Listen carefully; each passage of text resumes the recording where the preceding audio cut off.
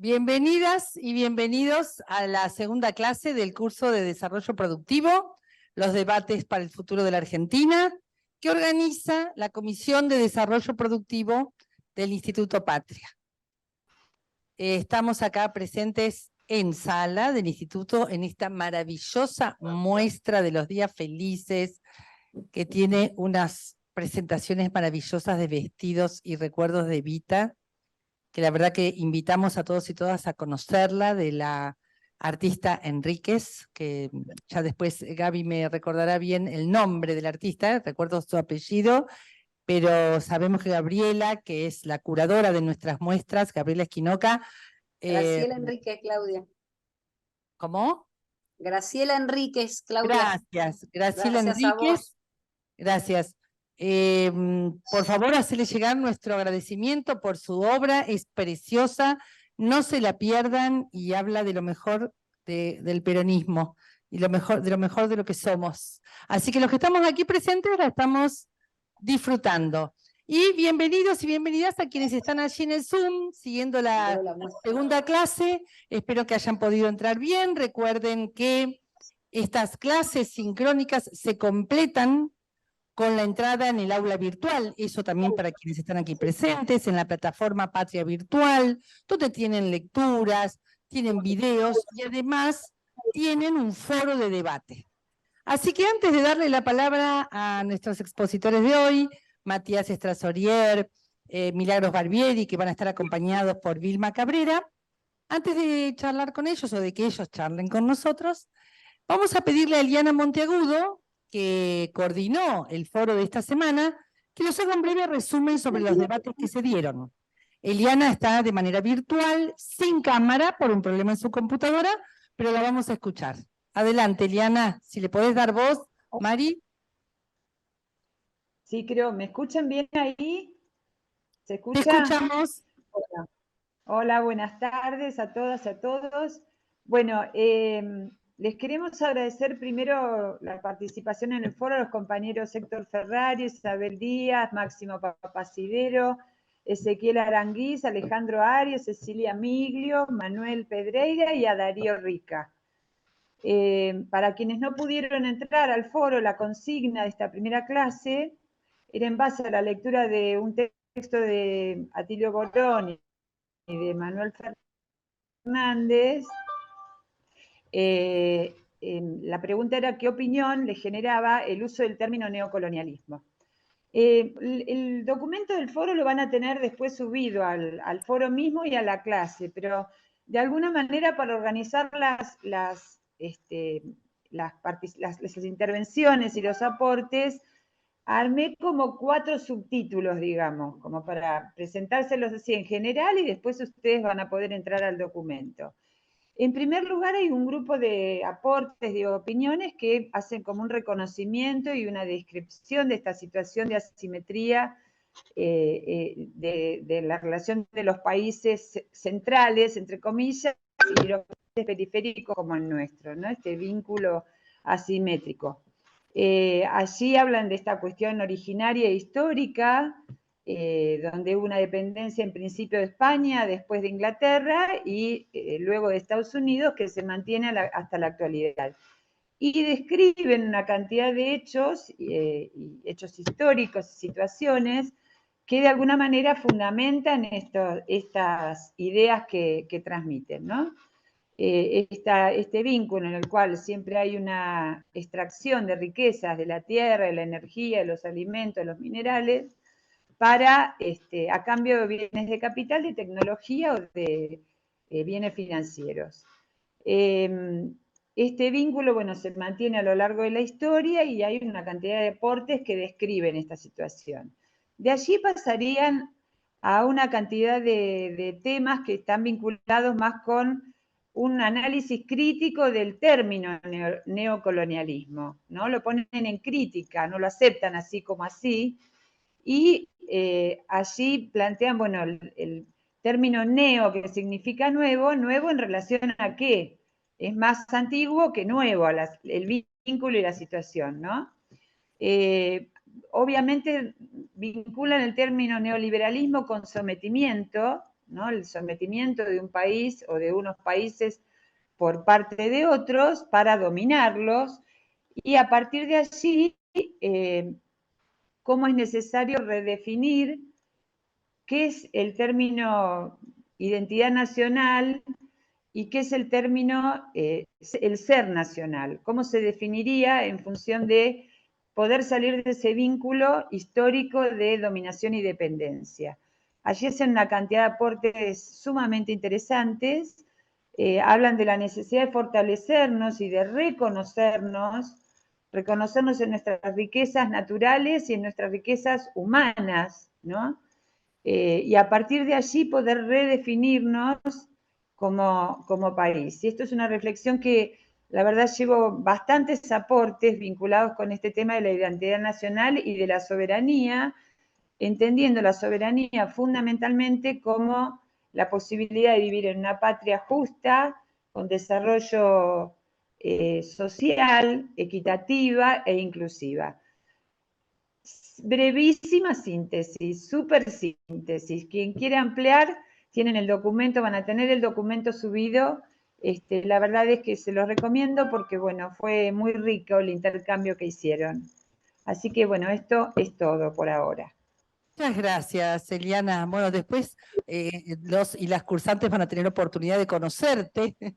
Por ahora han escuchado y disfrutado tu voz. Gracias por animar, moderar el foro y gracias por la síntesis que vamos a poder disfrutar, analizar, comprender, porque recuerden que para nosotros los cursos son una circulación de saberes, no es que hay alguien que sabe y todos los demás no saben. Todos sabemos y todos aprendemos, así que gracias por ese texto novedoso propio de este curso, que es la síntesis del primer foro. Y las invitamos a prepararse y a participar activamente del segundo foro, que seguramente en estos días van a estar abriendo las chicas en la plataforma.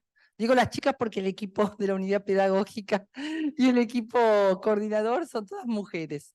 Bueno, pero suele pasar, somos bastante aguerridas, pero disculpas, Julián Turone, en los comandos técnicos, disculpas a los varones que también hacen mucha ayuda acá en el curso. Ahora sí, los dejaría con Matías Estrasorier, que va a estar charlando con ustedes y presentando a quienes van a charlar con nosotros sobre los temas de esta clase. Me gustaría en todo caso que ya directamente Matías, Vilma y Milagros presenten los temas que vamos a ver hoy.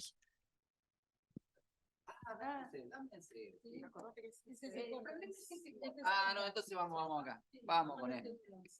Y vos me decís que no lo toma bien ahí lejos. No hay problema, nos lo acercamos un ratito. Aparte uno está acá y tiene la tendencia a mirar ahí, ¿viste? Para ver quién está en lo virtual. Y cuando mirás ahí te ves a vos. Está en la pantalla pasándonos nosotros. ¿Cómo andan? Bueno, buenas tardes. Estamos esperando también a Ernesto Matos, que por situaciones del tránsito hay una manifestación importante. Dos manifestaciones importantes. Bueno, gente que no está contenta, pero bueno. Bueno, entonces va a venir un poquito demorado mientras vamos a empezar esta segunda clase del curso, en el cual vamos a hablar de la estructura agraria, de la estructura productiva de la Argentina. Y ahora está pasando el PowerPoint. Bueno, la estructura argentina, como en alguna otra oportunidad hemos comentado, se ha desarrollado fuertemente en lo que es la región central, lo que se llama la zona núcleo, pampa húmeda, etcétera. ¿Qué es lo que ven en el mapita? Con unos colores verdes, las tonalidades de verde oscuro es lo que se llama la zona núcleo, lo que está alrededor de la zona de Rosario. De hecho, se habla de que en ese punto de un radio de 300 kilómetros alrededor de Rosario, donde se asienta el polo productivo agroindustrial argentino de mayor competitividad a nivel global.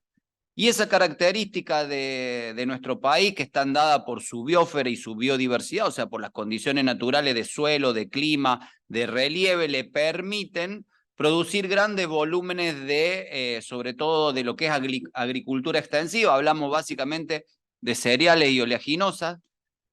Cuando hablamos de cereales, hablamos de lo que es maíz y trigo principalmente, oleaginosa hablamos principalmente de lo que es soja y en menor proporción girasol. En la campaña 2021-2022, que fue la última, la campaña 22-23 estuvo azotada por una sequía que tuvo la particularidad de ser una sequía que se extendió en tiempo e impactó fuertemente en la zona núcleo, por lo tanto la cosecha de la última campaña, la 2023, es una cosecha muy pobre. La campaña 2021-2022, que fue la última campaña en condiciones óptimas, se sembraron 35 millones de hectáreas en la Argentina y se cosecharon 132 millones de granos. Esto se debe básicamente a 3 factores que son determinantes en la Argentina y que lo hacen competitivo a nivel global.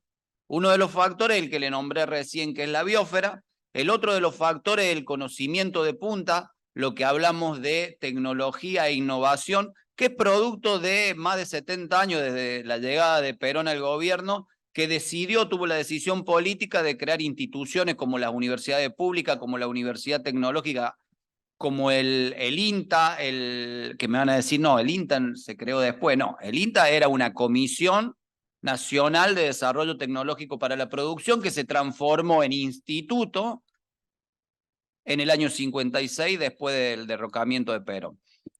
Es decir que se conjuga el conocimiento de punta tanto de los organismos e instituciones públicas con instituciones privadas y productores que desarrollan tecnología de primer nivel que nada tienen que envidiarle a las que se desarrollan en Estados Unidos, en Europa, en Brasil o en China.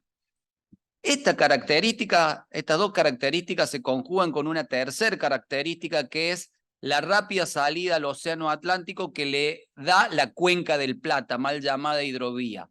Esto le permite bajar mucho los costos productivos. Y esta es la diferencia principal respecto a sus dos competidores en el comercio exterior de cereales y oleaginosa, que es Brasil y Estados Unidos.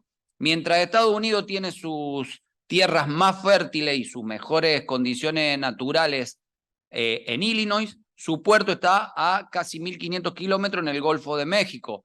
Brasil tiene sus mejores tierras y sus mejores condiciones de biosfera y biodiversidad en el Mato Grosso y su puerto está en Puerto Dos Santos, también a 1.500 kilómetros.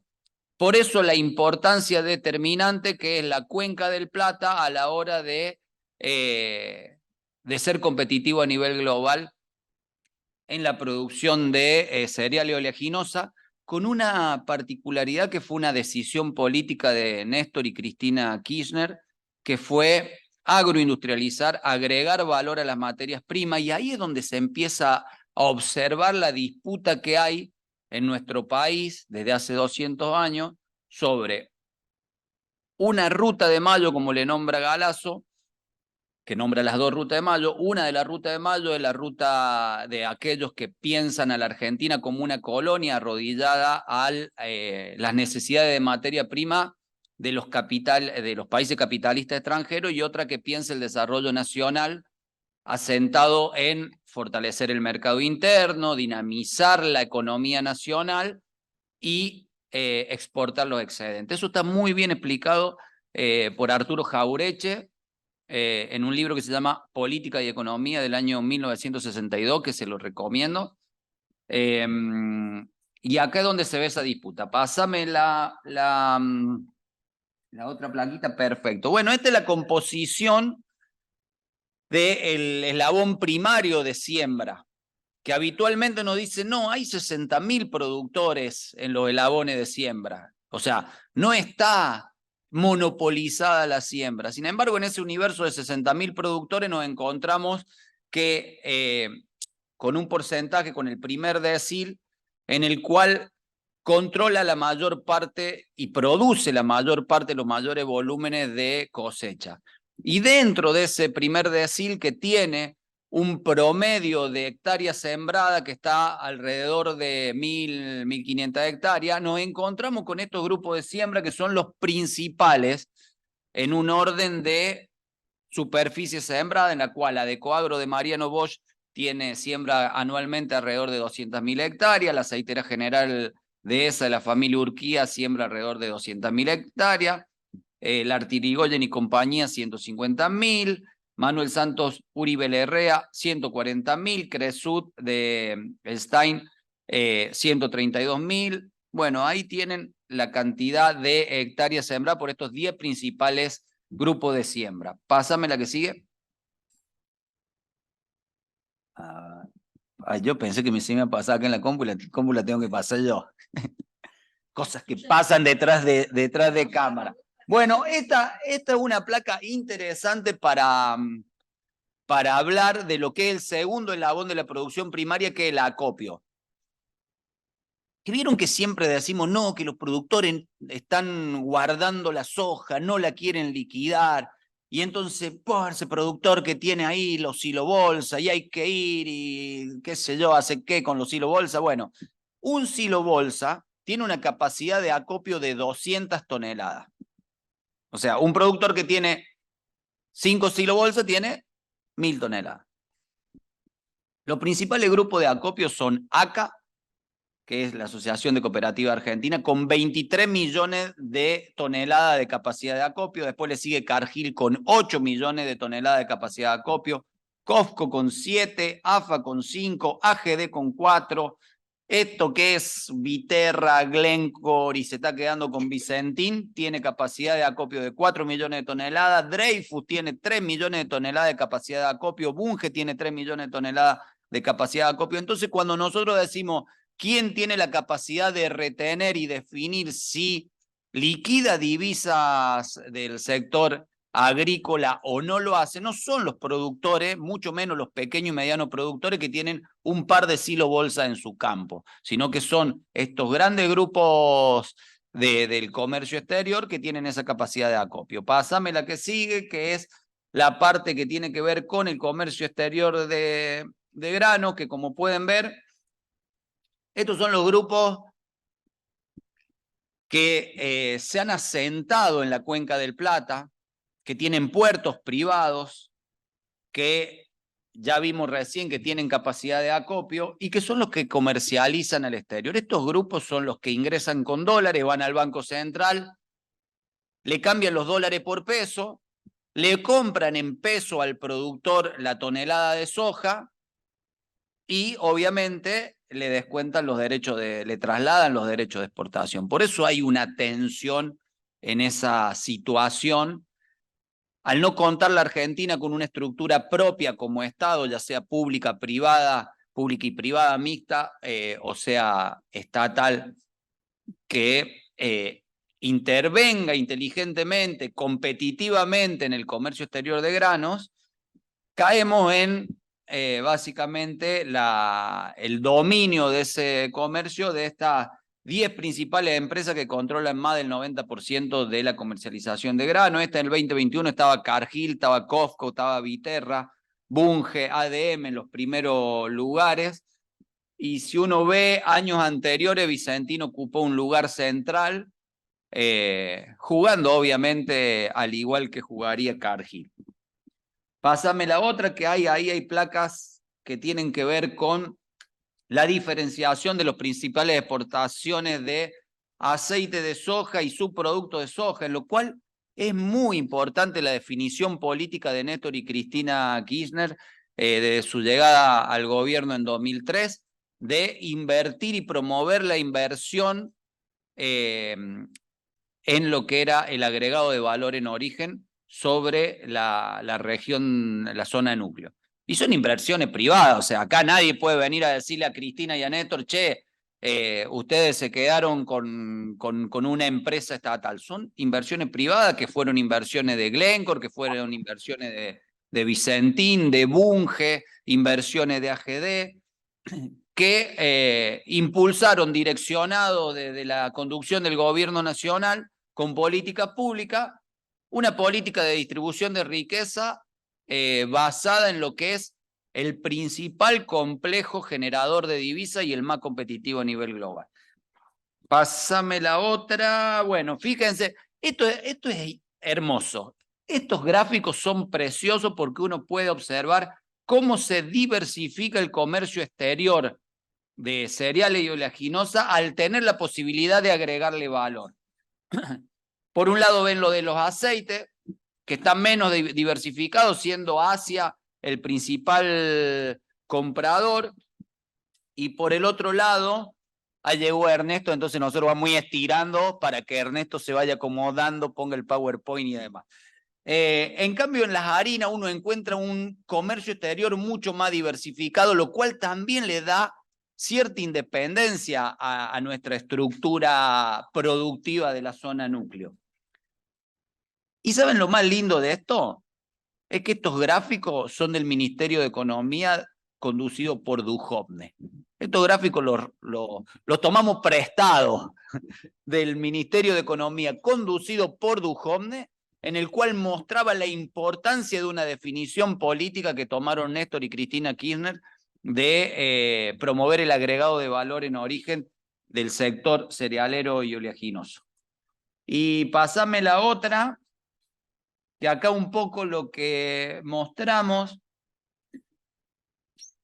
es esta disputa que hay entre lo que llamamos la patria cerealera versus la patria productiva, que en realidad es bastante antinómico más que una contradicción en sí, pero donde se muestra la capacidad productiva de nuestro país. Observamos que nosotros tenemos alrededor de 150 millones de toneladas de cereal y oleaginosa, al trigo, al maíz, a la soja, al girasol que le nombré antes, se suman la avena, que hay un trabajo interesante que desarrollamos en el Centro de Estudio Agrario, que cuando quieran lo pueden pedir por las redes, que se llama ICDC, el agro antes y después de Cristina y Néstor Kirchner, en el cual evaluamos con qué se encontró Néstor en aquel 2003 cuando prometió no dejar las convicciones en la puerta de Casa Rosada y qué entregó Cristina aquella noche del 9 de diciembre de 2015 cuando estaba el pueblo copando la Plaza de Mayo. Y ahí lo ves en números y podés observar cómo creció en números y en datos objetivos la política productiva del sector agroalimentario nacional. Bueno, nos encontramos que tenemos alrededor de 150 millones de toneladas de cereales y oleaginosa de agricultura extensiva, 6 millones de toneladas de carne, entre carne de vaca, aviar, de cerdo, ovina y caprina, 730.000 toneladas de captura marítima, 3 millones de cítricos, 10 millones de toneladas de hortaliza y verdura, 11.000 millones de huevos, 1 millón de toneladas de fruta de pepita, 11.000 millones de litros de leche, y esto se produce y se ha producido en la estructura agraria argentina con un sistema de transporte terrestre, ya sea por ferrocarril o por camiones, que hace un mapa de una sola direccionalidad hacia los puertos pensando en el comercio exterior. Y ahí es donde se da lo que Arturo Jauretche marca en la disputa entre mercado interno y comercio exterior, porque lo dice muy simple, Jauretche lo explica bastante simple. Cuando vos tenés que desarrollar una estructura nacional, de país nacional, que se desarrolle la industria, el agregado de valor, que se desarrolle el territorio, esa estructura empieza a demandar las materias primas para seguir desarrollándose. Y cuando demanda materias primas, que las demanda el capitalismo europeo, el capitalismo estadounidense o el capitalismo chino, lo que produce es una competencia por las materias primas. Entonces, ahí empieza la disyuntiva de los dos programas de gobierno diferentes de quien quiere primarizar, y primarizaron la economía nacional en el periodo 2016-2019, y quienes quieren desarrollar la industria nacional. Hasta ahí llegamos. Dale, ¿ya lo tenemos? Perfecto. Vamos. Bueno, para que lo tengo que presentar ahora a Ernesto Matos, que acaba de llegar. Ernesto Matos, ¿ya lo tenés todo listo o estiro? Bueno, Ernesto Matos es economista, director del IDEPI y UNPAF, y es exdirector nacional de estudios regionales de la cadena de valor sectorial del Ministerio de Economía de la Nación. ¿Lo dije bien, Ernesto? economista, pero economista era... Vos me dijiste economista, digo yo, será. No entendí el chiste. O sea, che, ¿viste? ¿No? No, yo por la duda, ¿viste? No me muevo de la línea del libreto. ¿Para que te paso esto para allá que me dijeron que tiene que estar cerquita? Regular. Bueno, buenas tardes a todos y todas. Bueno, como me presentó acá Matías, gracias por la invitación, la verdad, compartir este espacio en este lugar. Mi idea un poco de esta presentación es darle el sentido teórico que a veces nos falta, ¿no? Vos nombrabas a Jauretche y siempre pensaba en los intelectuales del peronismo, que generalmente el peronismo lo explican los radicales o la izquierda, digamos, ¿no? En el caso de Jauretche. Entonces, el último que tuvimos, que era el Feynman Bueno, que lástima que se nos fue, hace, no sé, un año creo que ya, José Pablo, que ya no está más con nosotros, era uno de esos intelectuales que podía explicar Heidegger y Lacan de una forma que para alguien que no viene de esa rama se hace entendible. Y lo digo porque recuerden que ese programa Filosofía Aquí y Ahora tenía rating. O sea, como que la gente le interesaba, digamos, saber qué era la filosofía latinoamericana, si existía. Y entonces eso se me cruzó con Rodolfo Kusch y una deuda pendiente que tenemos nosotros los que tuvimos la suerte de comer 3 veces al día e ir a la universidad, que es la de dar un aporte teórico, ¿no? A algo que ya está escrito, porque como decía acá Mati un poco Jauretche, cuando hablaba de los saldos exportables, del comercio CIF o FOB, que te definía, o sea, free on board o costo seguro y flete, eso te definía si eras una estructura productiva colonial o no. Nosotros, si ustedes ven, exportamos FOB. Tenemos una estructura colonial, pero ¿por qué? Porque nos desarticularon todo el sistema de navegación que teníamos. Digo, Elma la fundieron, digo, la privatizaron, ustedes ya conocen eso. Entonces todo ese proceso da las características de una estructura productiva que a veces hay que entenderla en un marco teórico que ayude a dar respuestas o a entender lo que nos pasa. Por ejemplo, en 2008, cuando a mí me preguntaban qué estaba pasando, egresado de economía, no podía dar una explicación. La realidad es esa. Y creo que muy pocos la pudieron dar, y eso nos dimos cuenta, como decía un poco Calabrini Ortiz, que uno no, todo lo que aprendió le mintieron. Así como nos mintieron con la historia mitrista y todo eso, en la formación que teníamos, no servía de nada tener un título si no teníamos una formación histórica política, digamos, ¿no? Y darle sentido a la estadística, que eso es lo que a mí más me llevó tiempo en esta presentación que les voy a hacer. Voy a tratar de ser breve con esto, pero que es muy importante darle sentido político a la estadística, que no es un número más.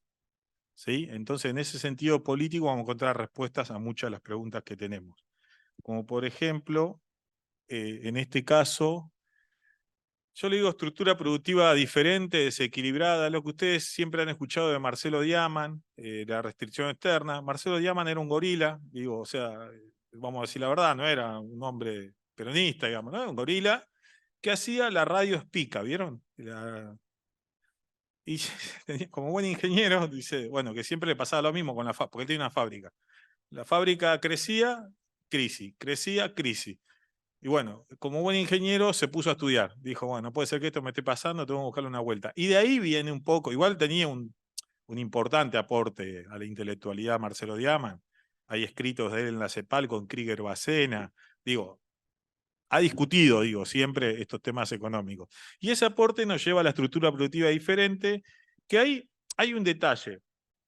Diaman dice que el tipo de cambio reposa en el sector agropecuario, que esa es la diferencia con el sector industrial, que no termina, de alguna manera, de lograr generar las divisas que necesita la economía. Entonces, si reposa en el sector agropecuario, lo que nosotros tenemos que estudiar es el sector agropecuario. Ahora, cuando uno estudia el sector agropecuario, hay un problema en la teoría económica que se enseña en la universidad, que eliminan la variable tierra de los modelos, digamos. O es un residuo, o es algo que no tiene importancia, pero siempre la cuestión es capital y trabajo. ¿Y cuál es el problema de eso? Que de ahí deriva la lucha de clases, ¿no? Entre trabajo y capital. Pero si no tenés tierra, es justamente lo que decía Kusch. el estar aquí. Si vos no tenés, si vos no entendés dónde estás y no clavás raíces, las raíces son la historia, no podés comprender qué es lo que pasa. Lo que pasa es que heredamos nosotros de la formación occidental el ser, digamos, ¿no? La abstracción, el estudio del sujeto y el objeto, ¿no? Yo, el investigador, el sector agropecuario, mi objeto de estudio. Entonces, por eso es importante la tierra. Igual, Marx, en un librito se llama Crítica al programa de Gotha, ya esa crítica se la hacía a los lacellanos, creo que eran, ¿no? Los del Partido Socialdemócrata Alemán, que discutían el capital, y Marx le dice, sí, pero ustedes no están discutiendo a los dueños de la tierra, que es lo más importante. Entonces, de ahí venía mi duda, y con el tiempo encontramos que la tierra, si ustedes ven ahí los datos, esos son datos de la FAO, que es uno de los últimos informes, donde dice las tierras más altas, las tierras negras, ¿no? Soil black. Y ahí lo que muestra es que, miren qué casualidad, ¿no? Cuando encontré esto me entendí un poco de la Guerra Fría. Las tierras más aptas para alimentos están en Rusia, Kazajistán y China, que llegarían a representar más del 50% de lo que hay en el mundo. Y el cuarto país es Argentina. Sumamos a Argentina. Lo que pasa es que los otros tres países, bueno, Federación Rusa y Kazajistán es de las ex repúblicas soviéticas, con Kirguistán, Turkmenistán, digo, los están, digamos, ¿no? Es el bloque soviético. O sea, fíjense que las tierras están ahí justamente. Y bueno, si sumamos a China, está la otra parte. Por eso, digo, es importante entender la variable tierra en un modelo económico, porque es retomar los clásicos, trabajo, tierra y capital. No estoy haciendo nada novedoso, eso quiero decir, digamos, no es nada del otro mundo que no hayan aprendido en Economía 1. Entonces, pero hay que sumar otro dato acá, que es lo que nos marca en el caso argentino. Del último relevamiento de tierras extranjerizadas, la región pampeana es la menos extranjerizada. No son sonsos los dueños de la tierra, digamos, ¿no? Sí, el NOA, el NEA, por ahí vemos altos niveles de extranjerización de la tierra, ¿no? Que las hectáreas, digamos, rurales. Entonces ahí yo me acuerdo que empezamos un trabajo sobre Carvap, que es muy interesante porque veíamos cómo en un momento Carvap y Sociedad Rural no eran muy amigos, se peleaban mucho, y uno tenía una visión un poco más controladora y la otra más pro comercio exterior, y a veces las alianzas eran mías raras, digamos, ¿no? Carvap con los intereses británicos, la Sociedad Rural con los intereses norteamericanos y los frigoríficos, pero en un momento de la historia ellos deciden abocarse, qué casualidad que es cercano al 43, directamente a coincidir los intereses, digamos, ¿no? Entre estas dos entidades, digamos. Porque una se dedicaba a la cría y otra a la invernada. Digo, esto es muy simple en la historia. 200 años de historia son el saladero, la vaquería y el frigorífico. Y alrededor de eso nosotros tenemos que ver dónde está ubicada la principal producción. Entonces los criadores, en este caso, eran los que generalmente se quejaban un poco de los invernadores, como los trataban como que no trabajaban mucho, digamos. Pero si uno ve ese recorrido histórico hasta el 43, va a ver cómo cada uno de ellos fue colocando funcionarios. Digo, Dajú era de la sociedad rural, digamos, ¿no? Vinculado al problema del comercio de carnes con Inglaterra en ese tratado del Pacto Roca-Runciman. Hasta en ellos se peleaban y hasta en ellos tenían denuncia. Lisandro de la Torre fue presidente de la sociedad rural. Está bien, era demócrata, pero había como cierta distinción que se podía hacer hasta ese paso previo. Entonces, eso en la historia argentina va a cambiar con la introducción de la oleaginosa, pero no quiere decir que el poder económico no esté todavía en la ganadería, que a veces yo lo pienso como para el ganadero es el plazo fijo, la agricultura, porque la alfalfa no es una consecuencia de que me da mucha plata, sino que es una consecuencia de los invernadores. Entonces se entiende por qué el modelo exportador, digamos, ¿no? Hay determinadas cosas que tengo que empezar a hacer en función de mi principal producto de exportación. Por eso no es que toda la tierra está destinada fuertemente a la ganadería, sino que una parte todavía convive con la agricultura. Pero bueno, todo esto en un contexto que siempre hay que caracterizarlo, que es el modelo económico. Yo les voy a mostrar datos que tengo recopilados desde 2003 a 2023, o sea que van a ver cosas de 20 años. Hagan un poco el esfuerzo porque hay cosas que yo me voy a olvidar. Pero entre 2002 y 2012 el tipo de cambio no pasó los 4 pesos. Eso se llama estabilidad, fijar el tipo de cambio. ¿Por qué digo esto? Porque China tiene una gran discusión con Estados Unidos, porque Estados Unidos le pide depreciar, depreciar, depreciar, y China le dice, saca del medio, porque es su política comercial. Fija su tipo de cambio, decide si el tipo de cambio está a 6 pesos, 6 yuanes por dólar, 10 años, ¿está? 6 yuanes, 10 años. No se preocupa por vender o ofrecer dólares. Lo mismo pasa con Bolivia. Si ustedes ven los datos de Bolivia, cuando que está en un dígito, cuando todos preguntan, che, ¿qué pasa con Bolivia? ¿Por qué bajó la inflación y todo lo demás? Una de las claves está en entender el tipo de cambio. El tipo de cambio muchas veces no pasó de los 6, 7 pesos y lo fijaron ahí y se quedó estabilizado. Entonces, hay que comprender en qué herramientas tenemos, y eso que generó estabilidad fue lo que generó el proceso de alguna manera virtuoso a partir del 2003. Y después van a ver que hay un margen blanco que se empieza a separar entre el gris y lo rojo, que es cuando se pone la regulación al dólar. Ahí empieza a operar el dólar ilegal, porque la franjita roja es el dólar ilegal, el otro es el dólar formal. Y van a ver que entre 2016 y la elección de 2019, la franjita roja y la gris van juntas, el ilegal y el legal van juntas. Cuando pierde Macri, empieza a dispararse, y es la forma que tienen ellos de operarnos constantemente para erosionarnos la base electoral, ¿no? Generan una expectativa de evaluación constante que en algún momento se va a cumplir, y bueno, van todos los días con los medios de comunicación constantemente, y lamentablemente a veces en esa supervivencia algunos suelen remarcar, pero bueno, esa es otra cuestión que vamos a ver más adelante. Eso es el tipo de cambio, y yo que les quería presentar de paso la restricción externa, que es lo que me lleva un poco a pensar Diaman. Estos son datos del Banco Central de 2003 a 2023, y esto es lo que por ahí a Diaman se le escapa, pero no quiere decir que no lo contemple, que es entre exportación e importación. ¿Cuáles son los sectores que más dólares generan en la Argentina? Uno es allá abajo, cereales y oleaginosas. Bueno, agricultura, ganadería, pesca también aporta, no es que no aporta. Pero el segundo sector que más dólares genera en el país es alimentos y bebidas. Dato de inflación de ayer, 133 alimentos y bebidas. ¿Quién es alimentos y bebidas? La Copal, Anchan. Bueno, el presidente de la UIA, creo que sigue siendo presidente de la UIA, Funes de Rioja, no tiene empresa. Presidente de la Copal. O sea, el poder económico que genera esas divisas es como cuando uno iba a jugar a la pelota, ¿vieron? El que era dueño de la pelota, define cómo se juega, en qué juega él, digamos. Yo siempre iba al arco, entonces ya lo había aprendido eso. Y acá, al tener estos dos, nos damos, bueno, el tercero es minería, pero esta es la restricción externa. Todos los otros sectores económicos dan rojo porque son deficitarios. Necesitamos importar esos productos y no los podemos compensar con el nivel de exportación de cada sector. Entonces, al final, abajo van a ver que dice saldo, van a ver que, bueno, es la diferencia entre el subtotal de agropecuario menos el subtotal industrial.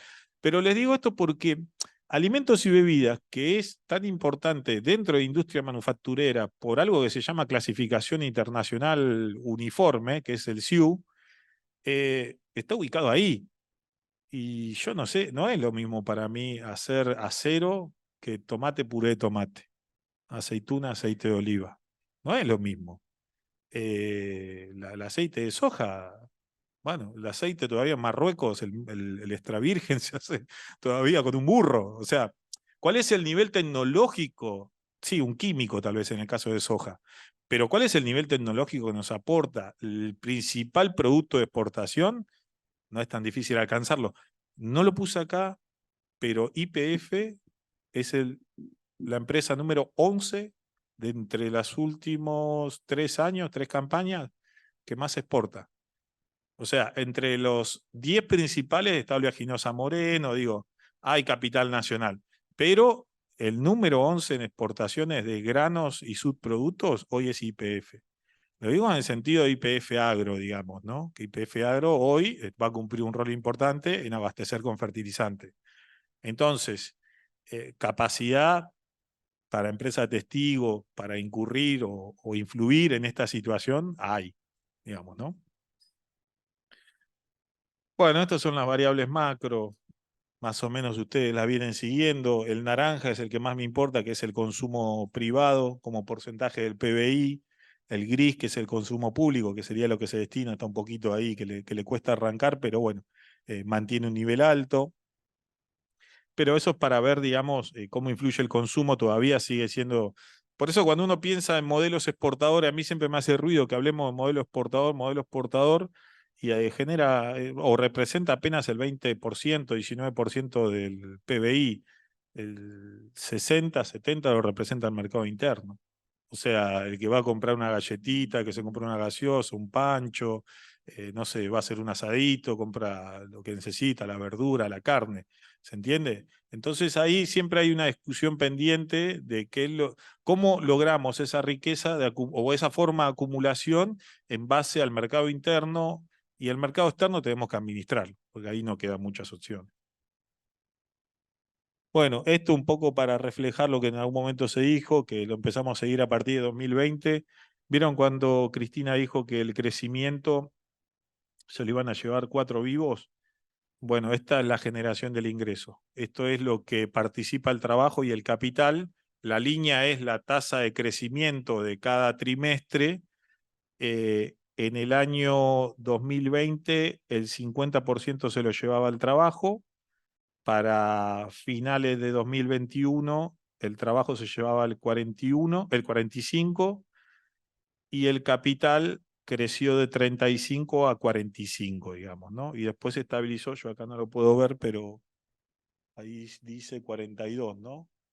Entre 45 y 42, ahí retrocedió, digamos, ¿no? Entre 2022 y 2023, retrocedió un poco el capital y aumentó un poco el trabajo, digamos, ¿no? Pero se nota que entre 2020 y 2021, ahí fue lo que, digamos, ¿no? El trabajo dejó de apropiarse una parte de la riqueza que se genera en la economía. Pero esto no podía estar completo si no les contaba del sector agropecuario. Justamente ahí está la generación del ingreso, cuánto se lleva el trabajo agrario y el capital agrario, y históricamente está más arriba de un promedio del 60% de la riqueza en el sector agropecuario se la lleva el capital agrario, digamos, ¿no? Y apenas un 24% el trabajo agrario. Y si se ponen a pensar, el trabajo en el sector agropecuario son el 5% del total del empleo registrado. Tengamos en cuenta que hay también empleo informal, pero el 5% representa eso, y es el sector con mayor riqueza. Entonces, fíjense, eso también demuestra el nivel de tecnificación que tiene, pero aún así, con ese nivel de tecnificación, el trabajo parece que no derrama, digamos, en ese caso. Esto es el valor de la tierra, porque en algún punto todo se valorizó, ¿no? A partir del 2003, cuando empezó el proceso, un tipo de cambio diferencial, salíamos de la convertibilidad, ya no había 1 a 1, y lo seguimos a través de los datos que son la tierra maicera, triguera, zona de cría invernada, y bueno, la zona maicera generalmente está vinculada a la soja, llegó a valer $18.000 la hectárea. Por eso Esper puede hacer campaña, ¿no? Pues él tiene sus terrenos en Pergamino, bien valuados, y puede sostenerse su campaña, digamos, ¿no? En ese sentido, digo, esta valorización de la tierra, el problema que tiene es que impacta en el resto de los arriendos y afecta hasta la lechuga, el tomate y la cebolla. Y ahí es donde uno tiene que pensar cómo hacemos para tratar de estabilizar el precio de la tierra, porque está dolarizado como la vivienda. Ese es un problema, porque el trabajador gana en pesos. Entonces, cuando quiere comprarse una casa, tiene que estar corriendo en algún lugar a buscar de qué manera consigue esa divisa. Y acá, bueno, acá entra un poquito el tema del empleo, pero esto es más coyuntura tal vez. A mí lo que me llamó la atención de esto, en este, digamos, modelo en particular económico, es el desempleo y los subocupados, digamos, ¿no? Si ustedes ven esos 2002, 2022, y en los últimos 2 trimestres, los últimos 2 datos, ven, el naranja se dispara. Si ustedes suman desocupación más o subocupados, son la gente que tiene problemas de empleo. O sea que con el trabajo no le alcanza y está saliendo a buscar trabajo, pero no quiere decir que lo consiga. Entonces, entre 2023 y 2022, más de 700.000 personas tuvieron problemas de empleo. El desempleo, la desocupación cayó, digamos, se mantiene bajo, pero muchas personas tuvieron un problema de empleo, digamos. Y acá es donde se concentró la creación de empleo. Si ustedes ven, la creación de empleo se concentró en comercio, en sector comercio. El segundo sería transporte y después todo lo demás, ahí no lo veo, pero bueno, actividades agropecuarias creo que disminuye el trabajo, si bien es donde se valoriza más la tierra, está todo valorizado, genera mucha riqueza, encima reducen el empleo. Es interesante cómo termina pasando estos procesos. Los otros gráficos son más que nada para ver, cuando uno dice crece el empleo, los componentes del empleo, creo que acá me olvidé uno, pero asalariadas de casas particulares, autónomos, monotributo social, monotributo independiente, y ahí uno ve cuáles fueron los que más crecieron, digamos, ¿no? En este caso el monotributo, que tiene sentido también por el sector comercio o transporte. Y acá la recuperación de las empresas, porque veníamos del macrismo que sin pandemia, pero con política económica, habían hecho desaparecer creo que unas 31.000 empresas. Y en pandemia lo que pasó es que 27.000 empresas, pero eso tiene que ver por la pandemia, hubo un parate económico en un año. Y después, el 2021-2022, uno ya ve que hay un crecimiento de más de 15.000 empresas. De este total de empresas, 5.000 son exportadoras. ¿Sí? O sea, por eso vuelvo de vuelta al mercado interno. 5.000 empresas son exportadoras, 565.000 son el total de empresas que hay en la Argentina. O sea, 560.000 son mercados internistas, o sea, depende de lo que hagamos nosotros o son proveedores, pero ahí es donde tiene el peso el mercado interno. Acá por sector económico, esto igual se los puedo dejar, si alguno lo quiere, no hay ningún problema, lo dejamos, lo compartimos, porque bueno, toda estadística a veces sirve para entender cómo viene la mano. Pero me interesaba ver que entre la encuesta nacional de grandes empresas, el sector de empresas que más creció, digamos, ocupando más mercado interno o más mercado nacional, y desplazando a los sectores de alimentos y bebidas, es justamente las empresas de alimentos y bebidas extranjeras, que generalmente se aglutinan en Anchan, que generalmente se pusieron de acuerdo con la COPAL para decir que no están de acuerdo con el acuerdo de precios. O sea, tiene sentido, digamos, ¿no? Y como es alimentos y bebidas y los precios vienen subiendo, yo estaba siguiendo la capacidad, la UCI, la utilización de la capacidad instalada industrial de este sector, y desde el año 2020 creció apenas un 4%, digamos, ¿no? Hay una mayor recuperación en metalmecánica que en lo que generalmente es producir alimentos. Lo cual podría estar pasando que o están estoqueando y revendiendo todo lo que tienen, o sea que no están produciendo mucho, o están importando alimentos, o digo en el sentido que pueden importar sal o algún tipo de producto que no se fabrique acá, o que sí se fabrica acá, pero lo pueden traer más barato de afuera. Entonces ahí también, digamos, ¿no? Generan grandes riquezas y en muchos casos se dan el lujo tal vez de no producir demasiado. Y con eso ganan no por cantidad, sino por precio, cuando se lo dan al comerciante o al pequeño comercio, digamos, de proximidad. Y esto es lo que nos muestra que nuestro sector privado vinculado al sector externo está endeudado con un país en particular, Estados Unidos. Esas 5.000 empresas que exportan, que están en Wall Street, que pueden pedir crédito en el exterior, en promedio de 16.000 millones de dólares es lo que le deben a Estados Unidos, digamos, como país de origen acreedor, digamos, ¿no? Después está Brasil, pero eso es entendible, pues socio comercial. Y después Uruguay. Pero con el que tiene mayor deuda es con Brasil. Estos son los pasivos externos del sector privado. Van a ver cómo cayó entre... A ver, voy a correr acá. Me voy a correr a mí mismo de acá. Así veo. Ahí está. Entre el inicio primer trimestre de 2020, cancelaron pasivos en casi de 84.000 millones de dólares que habían generado, fíjense que durante el macrismo se endeudaron a más no poder, digamos, ¿no? Esa fue la consigna, que generalmente se disfraza con la idea de invertir. Ellos te dicen, nosotros estamos invirtiendo. Sí, colocaste una ON, una obligación negociable, digamos. Que vivo, tus ganancias las remitís al exterior y te generás un pasivo que después el Estado termina rescatando en algunos casos, ¿no? O sea, porque después dicen, bueno, estamos en crisis, vamos a echar a tanta cantidad de personas y entonces el Estado tiene que salir y subsidiarlo de alguna forma. Por eso esta explosión de endeudamiento que después fue cancelando de a poco. Y acá pasamos a esa idea, digamos, ¿no? Que es justamente, vamos a ir a la anterior era, ¿vieron que todos hablamos de fuga de capitales? Yo diría que mejor, digamos, formación de activos externos, la FAE, digamos, ¿no?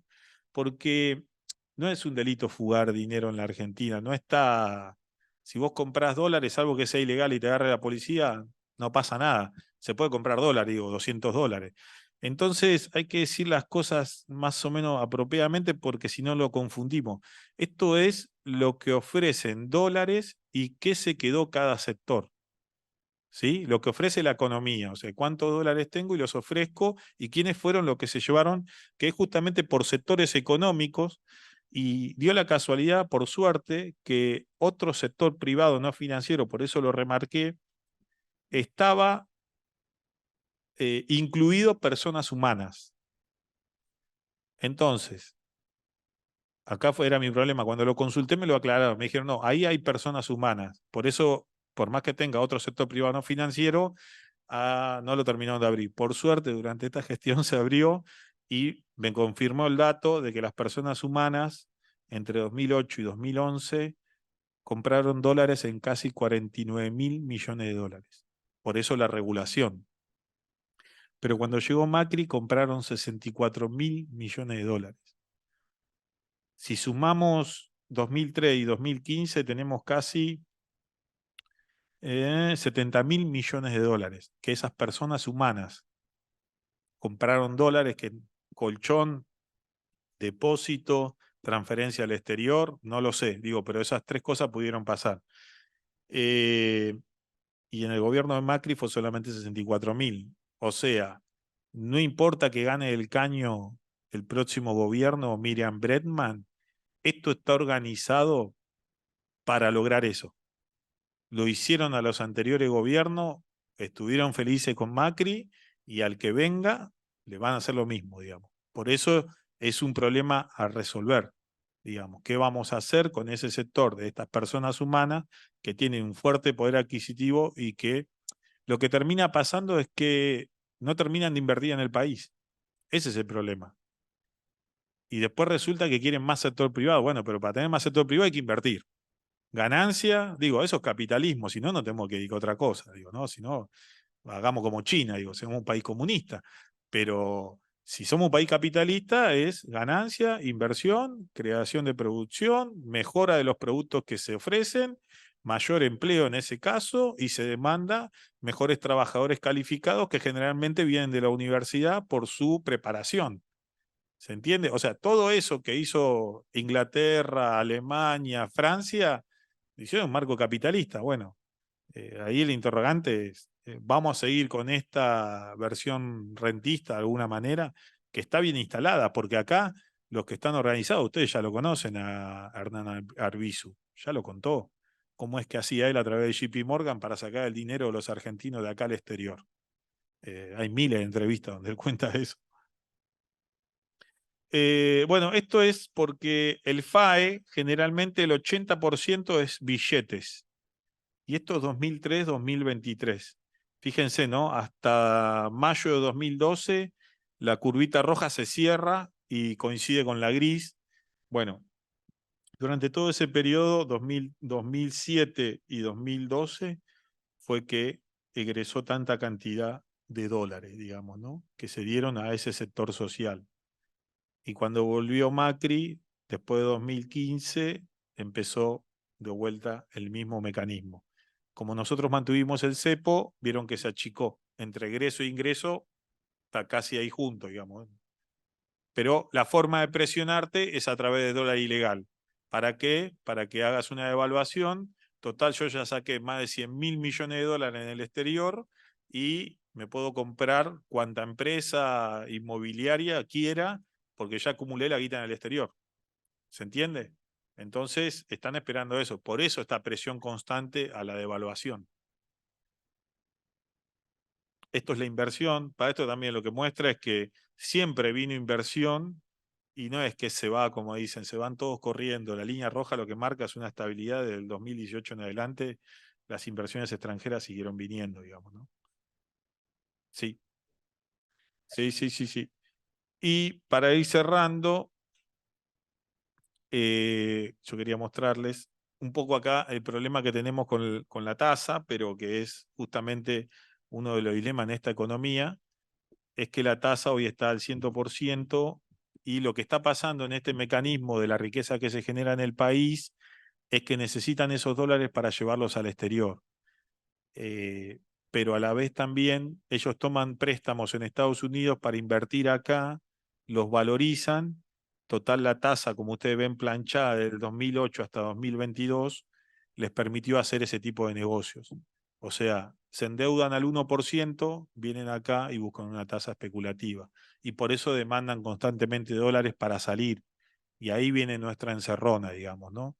Entre el sector agropecuario que genera las divisas, las que necesitamos para desarrollar el sector industrial, y encima tenemos este sistema global hoy actual, que es justamente, como ustedes conocen, el que está vinculado a la demanda con YPF, como pasó con los fondos buitres, que también están organizados para extraer la mayor rentabilidad que pueden de distintas economías, entonces hacen este tipo de mecanismos. Cuando terminan de valorizar acá, se quieren ir, necesitan también dólares y obviamente presionan para que algún gobierno sea bueno y les libere el cepo, digamos, ¿no? Entonces, bueno, ese es otro de los problemas que tenemos en la economía y que obviamente hay que tratar de resolver. Así que yo les agradezco. Muchas gracias.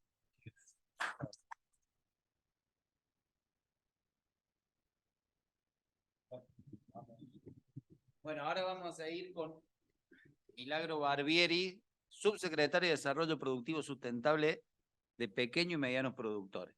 ¿Lo dije bien? Agroalimentarios. Lo dijiste de corrido. Qué grande, lo dijimos de corrido. Bueno, con quien viene desde hace 4 años llevando una gestión en el sector agroalimentario, sobre todo en un sujeto que es el agropyme. Así que bueno, vamos con la Mili. Bueno,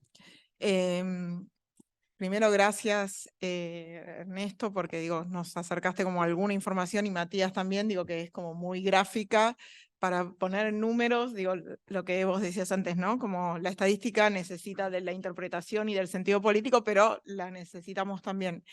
Un poco cuando nosotros, les quiero contar brevemente porque estamos acá en la Casa del Patria, que para nosotros es nuestra casa, y cuando en el 2019, diciembre del 2019, veníamos trabajando ya desde todo el tiempo en que éramos oposición al gobierno de Macri, y digo, y en esos años que la verdad es que todo lo que tenía que ver con el sector agroalimentario argentino digo, desde el Estado, desde el gobierno de ese entonces, se fue desmantelando las pocas herramientas que estaban todavía en pie que teníamos los argentinos para ir en un proceso de desarrollo productivo agroalimentario soberano y nacional.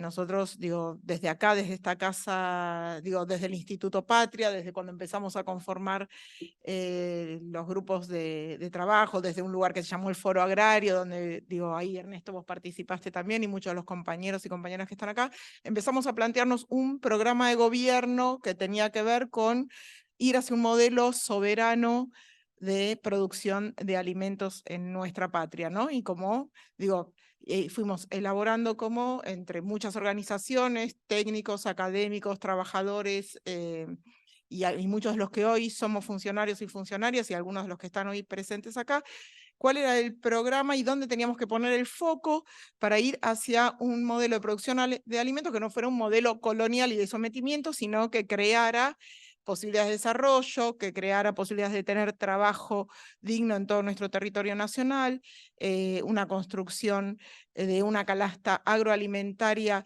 en función de nuestras identidades, de nuestras culturas en todo nuestro país, y mejorando la calidad de vida, de trabajo y de ingresos de los pequeños y medianos productores, y también los precios a los que nosotros como pueblo accedíamos a esos alimentos, ¿no? En un marco en que tenemos, de algún modo, y Matías como lo mostró en una parte, no solo la producción primaria colonizada, transnacionalizada, sino que también lo que es el agregado de valor y también nuestras góndolas, ¿no? Recién lo que vos comentabas, Ernesto, era como, bueno, nada, un dato que yo la verdad es que no tenía, que es que que crecieron las empresas transnacionales de alimentos en Argentina en estos últimos años. Digo, la situación esa era justamente todo lo contrario de lo que cómo hubiéramos querido llegar acá. Entonces, nosotros creamos en ese momento, digo, con un gran impulso de la presidenta de esta comisión del Patria, de Diana Guillén, con el convencimiento también de Matías y otros compañeros, impulsamos la creación de la Subsecretaría de Pequeños y Medianos Productores Agroalimentarios, en lo que entonces era el Ministerio de Agricultura de Nación. Esto tenía que ver con el convencimiento que tenemos, digo, y el análisis que nos daba es que veníamos en una creciente disminución, digo, entre los últimos 2 censos agropecuarios, el 30% de las unidades productivas agropecuarias dejó de existir, o sea, digamos, desapareció, pero a la vez, Matías nos contaba hace un momento, los números, estamos con casi 200 millones de toneladas de producción de materia prima, estamos hablando, ¿no? Ya no hablando de agregado de valor. Entonces, estamos produciendo cada vez más, digamos, ponemos entre un paréntesis la sequía, pero cada vez eso se hace con menos gente, ¿no? Con menos trabajo, y eso también pone en discusión esto que muchas veces se decía, la posibilidad de generar empleo del sector agropecuario. Eso como por un lado, ¿no? Estamos hablando de que esas 35 millones de hectáreas sembradas, de las que hablaba Matías, de ese 35 millones, solo el 13% está en manos de los más pequeños, ¿no? El 83% de los titulares de esas hectáreas ocupan solo el 13% de la tierra que hoy está en uso agropecuario en nuestro país. Bueno, estamos hablando de las pymes, de lo que empezamos a llamar agropymes, y que eso fue también una batalla de decir, bueno, ¿cómo nombramos, no? ¿Cómo nombramos lo que existe y no lo usamos con los términos que nos impiden pensar de otra manera? Pensar en las agropymes a nosotros nos permitió empezar a definir un sujeto productivo que lo estamos viendo desde lo que es la producción primaria, todo lo que se le agregó de valor, y justamente venía esto que marcaba Ernesto del sector de producción de alimentos y bebidas, ¿no? O sea, la producción primaria de agroalimentos, no solo de agroalimentos, sino todo el agregado de valor y la comercialización. Y en eso estamos hablando de que en total hoy el registro que estamos terminando de consolidar, tomado directamente como debe hacer el Estado a partir de lo que hoy está ya inscripto en la FIP, en los más de 200 CLAE, que nosotros consideramos que son los CLAE agroalimentarios. Hicimos un convenio con AFIP que estamos cerrando, se creó el Registro Nacional de Agropymes, y entonces a partir de eso podemos decir, bueno, el universo inscripto formalizado de agropymes hoy son más de 200.000 MIPYMES. Esas 200.000 MIPYMES, y en esto estamos hablando de que, como en todos los sectores, las micros son la inmensa mayoría. Yo había traído como algunos números que tienen que ver con la zona núcleo, pero en realidad los números de la zona núcleo son los mismos que todo el país. Tenemos que en las MIPYMES agroalimentarias hay 180.000 en todo el país, de las cuales el 91% son micro, el 6,8% son pequeñas, el 1,71% tramo 1 medianas y el 0,13% tramo 2 medianas. ¿Qué hablamos cuando decimos medianas? Estamos hablando que en el sector agropecuario las micro pueden facturar hasta 47 millones de pesos anuales, pero las medianas pueden facturar hasta 1.626 millones de pesos anuales. Todas las que nombró Matías, las 5.000, bueno, en realidad las 5.000 que vos decís son las exportadoras generales. Todas las exportadoras facturan, no son medianas, son grandes. O sea, todas están arriba de los 1.600 millones de pesos anuales de facturación.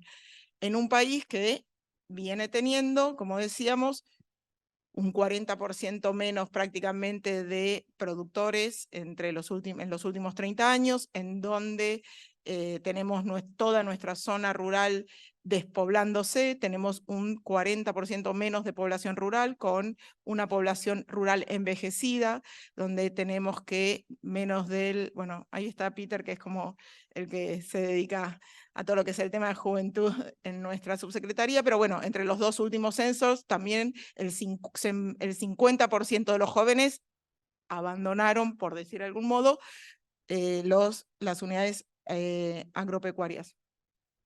Entonces, ante esto, ¿qué es lo que está en disputa para nosotros, ¿no? ¿Qué es lo que desde el Estado estamos construyendo? Y eso se construye con política, con técnicos, con gestión. Estamos construyendo la disputa adentro de un ministerio que históricamente nunca había atendido a los pequeños y medianos, a los agropymes, un ministerio que estuvo mirando siempre, bueno, esto que mostraba Matías, ¿no? Como el sector de exportación, digo, la posibilidad de generar mercados afuera del país, un ministerio que luego, a partir de los gobiernos de Néstor y Cristina, le dio entidad y reconoció las luchas y tomó las luchas y las llevó adelante con una jerarquización importantísima de lo que es la agricultura familiar, campesina e indígena, pero que seguía teniendo vacante una área específica de abordaje de lo que son las pymes, que sí lo tienen las industrias hace mucho en todos los gobiernos nacionales, siempre ha habido desde hace mucho tiempo, tenemos lo que es la CEPYME. Dicho esto, lo que nosotros planteamos es no podemos construir un modelo de producción, un país con soberanía alimentaria, si no tenemos un modelo de producción de alimentos que sea sustentable, sustentable económicamente, sustentable socialmente, sustentable ambientalmente. Cuando hablamos de eso, ninguna de esas tres patas puede faltar. Eso no se puede hacer sin un Estado que dialogue con los productores de esta escala organizados, ¿no? Y pensando en un bloque entre el capital privado de las pymes, de las MIPYMES agroalimentarias, en un bloque con las organizaciones y la producción de la agricultura familiar campesina e indígena, junto a un Estado nacional y estados provinciales que puedan en conjunto llevar adelante una política organizada de producción del territorio, ¿no? De algún modo las MIPYMES necesitan del Estado, pero no necesitan del Estado solo en función del crédito o del acompañamiento. Necesita que este Estado haga como hizo Perón, ¿no? Básicamente, digo, un Estado que el capital territorial se planifique, se piense, ¿no? Que pueda abordar el territorio como un todo en el que se ve el valor de la tierra, el uso de la tierra, la legislación que tenemos, todo lo que es la infraestructura dura, digamos, ¿no? Conectividad tanto digamos, de comunicaciones como conectividad de caminos, en que se pueda definir, bueno, cuáles los capitales de gestión que hay en cada uno de los territorios, y esto implica, bueno, qué instituciones tenemos, qué redes, qué tipos de asociaciones se dan, tanto adentro de los territorios como hacia afuera de los territorios, y todo eso no lo puede hacer una pyme sola, necesita del Estado, y todas nuestras pymes necesitan de un Estado que mire el territorio y que lo mire en diálogo con esos productores organizados. Eso, de algún modo, es lo que nosotros estamos haciendo desde la Secretaría, hoy Secretaría de Alimentos, Ganadería y Pesca, que está dentro del ministerio que conduce esperemos y apostamos todo y hacemos todo para que sea nuestro futuro presidente de la Nación, Sergio Massa, Y eso es lo que venimos haciendo. Entonces, lo que venimos haciendo es decir, bueno, este era nuestro programa de algún modo, ¿no? Un programa que construimos siendo oposición, que construimos, digo, en el medio de años que fueron muy difíciles, también para los trabajadores estatales, entonces no hay una política pública, sino tenemos trabajadores estatales capacitados, dignificados, comprometidos, y empezamos a hacer eso, ¿no? De algún modo, digo, siempre lo digo porque la verdad es que es lo que sucedió.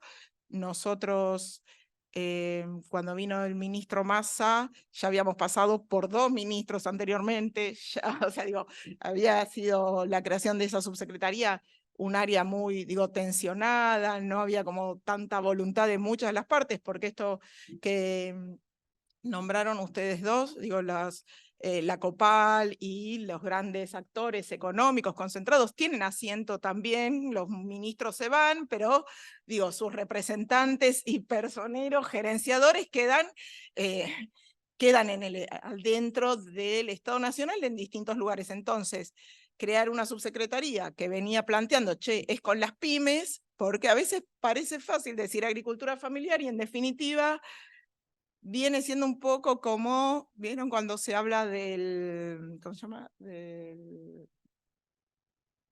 la economía social? Bueno, un poco así, ¿no? Como decir, bueno, con poco resolvemos esta demanda, ¿no? Entonces, no, eso no generaba tanto ruido como la creación de un área que salía a plantear, che, acá tienen que estar en esta mesa de la carne, tienen que estar sentados los pequeños y medianos productores, no tiene que estar solo sentada la CRA o solo la cadena ABC o eso. Bueno, eso empezamos a plantear, a trabajar, territorializamos absolutamente y convencidos de que es el único modo que podemos acompañar a la pequeña y mediana producción de alimentos, es haciéndolo en el territorio y con todo el país, y en todo el país, que es haciéndolo, como les decía, de la mano de los estados locales y provinciales que tienen una mirada de desarrollo productivo. La pandemia ayudó muchísimo a encontrar eso.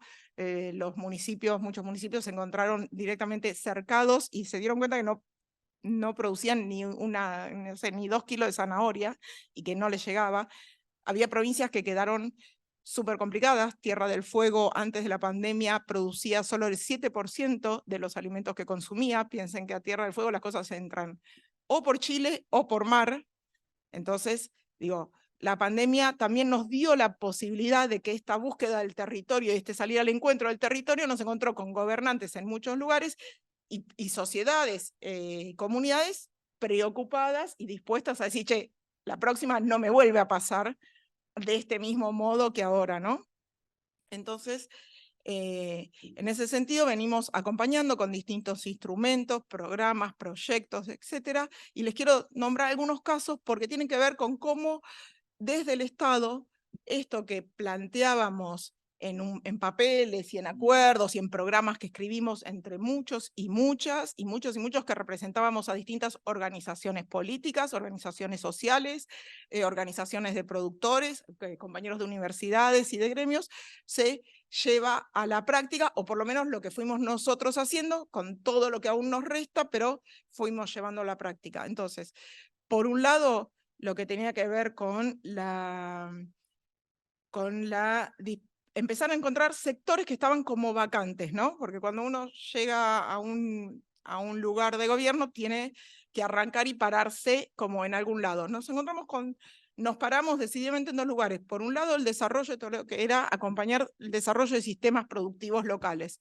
Eso era directamente sentarnos con los intendentes, alentar a los intendentes a que se sentaran con los productores, a que los convocaran, a encontrar cuáles eran las posibilidades y oportunidades que había en el territorio, fuera algo que ya estaba y potenciarlo, o fuera algo que se venía pensando que era posible de ir hacia adelante. Y el otro lugar en el que nos paramos fuertemente fue en todo lo que tiene que ver con la producción de bioinsumos. Acá está Fernando Riza, que es director nacional en la subsecretaría, y con quien trabajamos mucho y junto con otras áreas para decir, bueno, la Argentina tiene, eso me imagino que capaz Fer, que va a tener una parte en una de las clases próximas, lo explicita más, pero lo que decíamos es, bueno, la Argentina tiene una posibilidad enorme de, va a crecer la demanda de bioinsumos en la Argentina, está creciendo en el mundo, eso va a ser cada vez más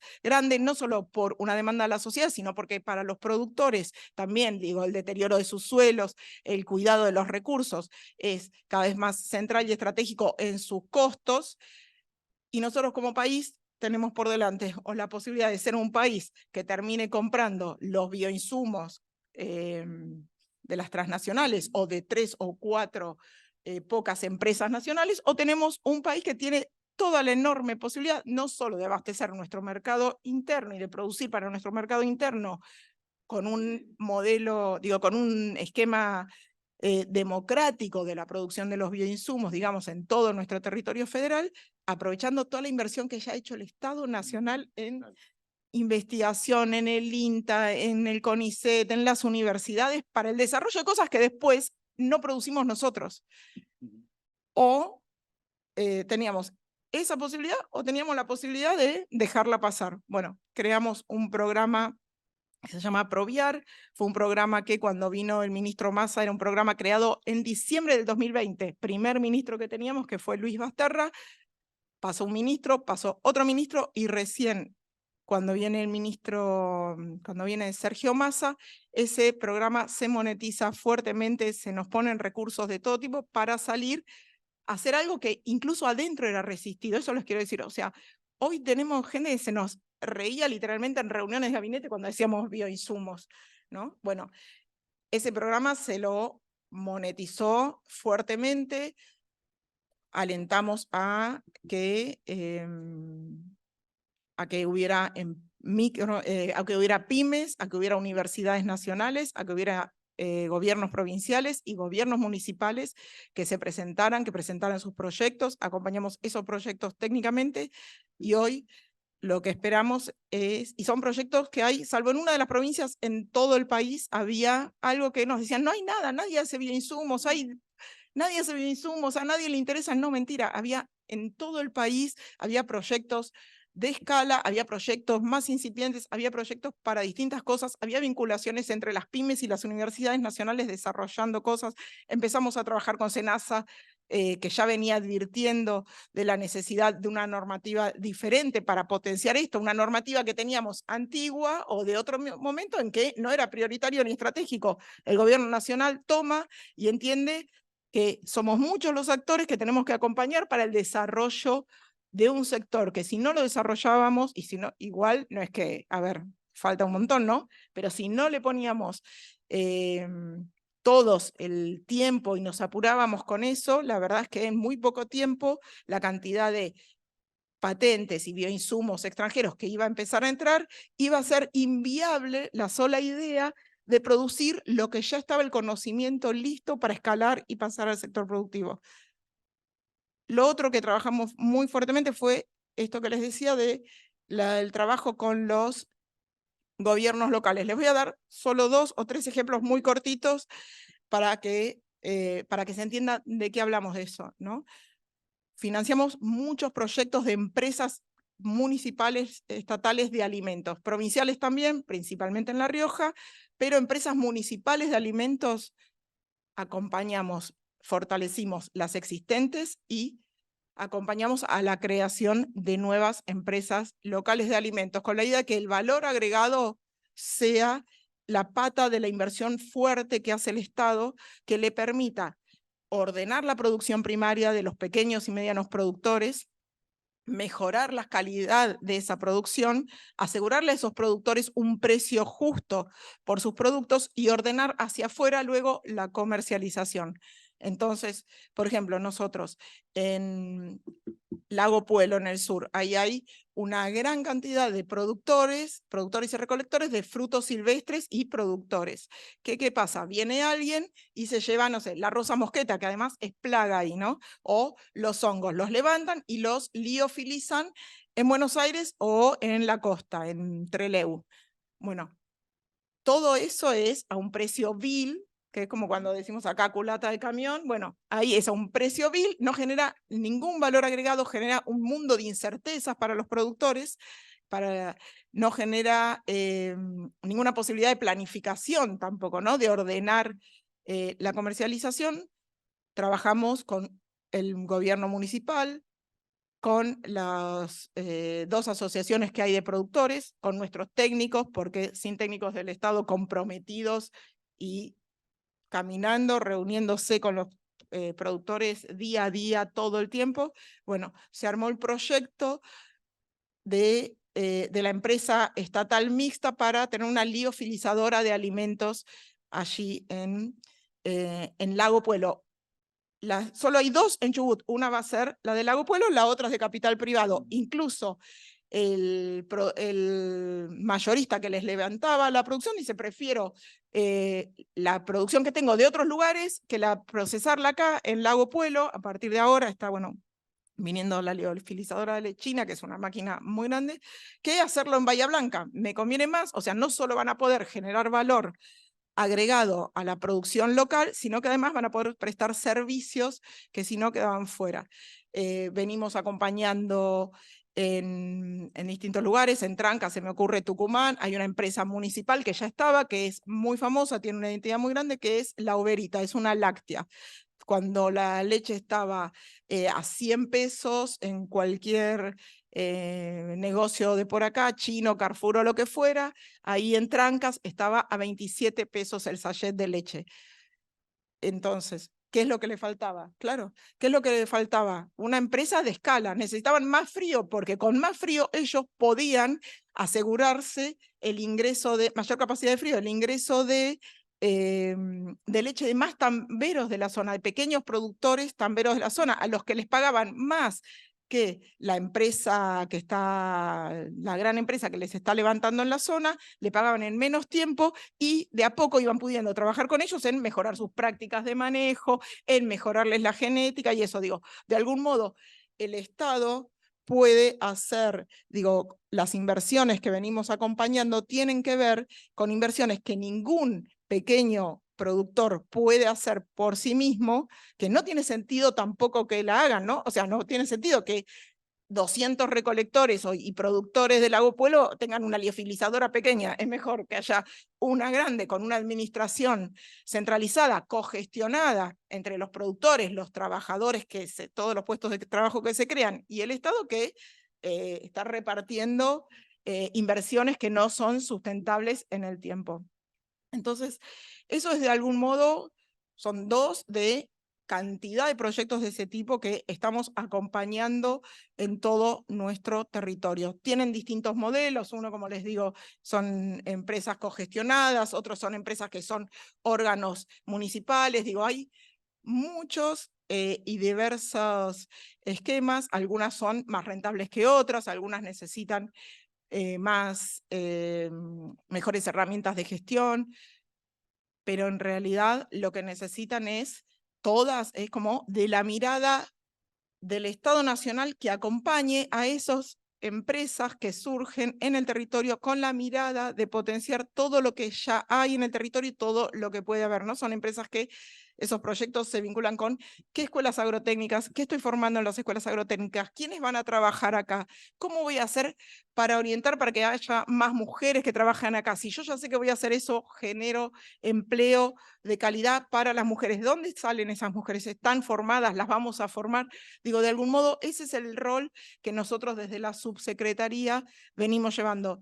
Tenemos una fuerte línea de trabajo con todo lo que es políticas de igualdad de género. De hecho, antes de ayer, sacamos el programa Mujeres Produciendo Alimentos, que financia pequeñas y medianas productoras agroalimentarias en todo el país. Digo, también pensando en esto, ¿no? Que puede ser privilegiando los proyectos que sean presentados por organizaciones o por estados locales, y obviamente las empresas que son lideradas por mujeres o cuyo capital social mayoritariamente es de mujeres o diversidades, las vamos acompañando. Tenemos un programa de fortalecimiento que salió ayer, también la convocatoria a escuelas agrotécnicas para que se vinculen con los productores locales, ¿no? De algún modo, lo que entendemos es que toda inversión que haga el Estado Nacional tiene que estar arraigada en el desarrollo de no solo de